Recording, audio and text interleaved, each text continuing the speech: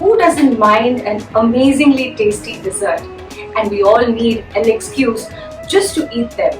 Today, let's make a simple PHIRNI so that we can enjoy this festive season. So let's get cooking and not waste any time. So for the PHIRNI, we need a liter of milk. We need 8 tablespoons of sugar. We need 4 tablespoons of rice soaked and ground into a coarse powder. We need some blanched almonds, some elaichi powder and KHEER for garnish, and some pistachios which have been coarsely ground as well.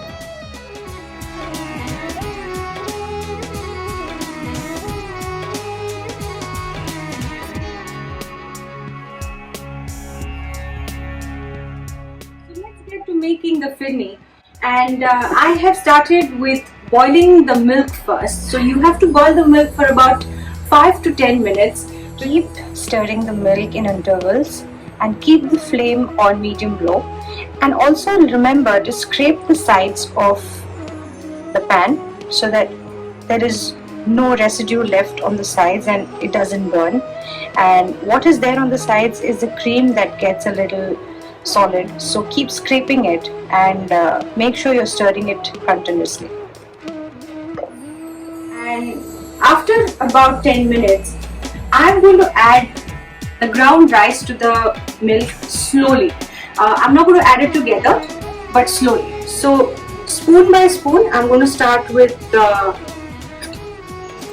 3 spoons first, and I'm going to make sure that there are no lumps. So let me just switch to a whisk now. So it just becomes a little easier for me. Make sure you keep your flame low and you have to constantly stir this and scrape the sides of the pan. And remember that you're supposed to use whole milk for this, full cream milk, and preferably a non-stick pan so that it doesn't stick to the bottom of the pan. So now that the rice is mixed completely, I'm going to put the rest. I'm doing 2 spoons every minute and just whisk this well so that there are no lumps, because the rice will tend to form lumps.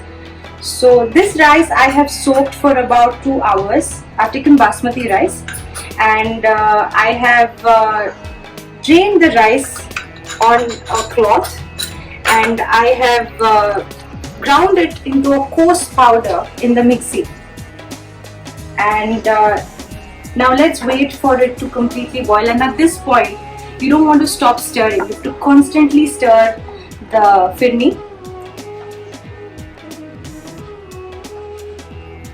And this will keep getting thicker and thicker by the minute. Coarse. So this is how you will see it on your spoon, and now it's getting a bit thicker. I can't stop stirring this, so just make sure you're constantly stirring this. Rice, the coarse rice, you can see has turned transparent, so that's a good sign that it's cooked. And at this point I will add my almonds now because I want them to cook along with the PHIRNI. And now is the time for you to add the sugar, and make sure you're constantly stirring this. I'll add a bit of pistachios now and I'll reserve some for the garnish. So I'm just adding half of it at least. And I will also reserve the KHEER, but I'm adding a few strands now so that the PHIRNI becomes nice and yellow color.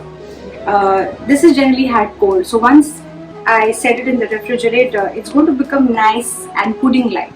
So make sure you're not over cooking this PHIRNI at all. So now the sugar is going to melt and this is going to become a little liquidy again.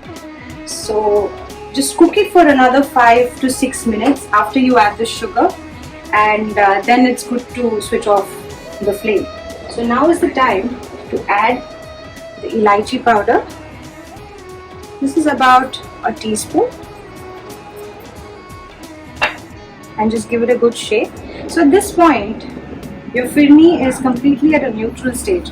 You can flavor this with mango pulp, you can flavor this with chocolate, dark chocolate, whatever flavor you want to. So go ahead and experiment and make this. And now let's play this.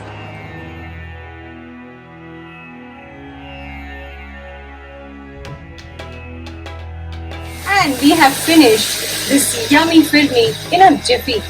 Enjoy this chill dessert during this festive month and let me know how you like it. Keep watching Tingling Palette for more such recipes. Thanks for watching.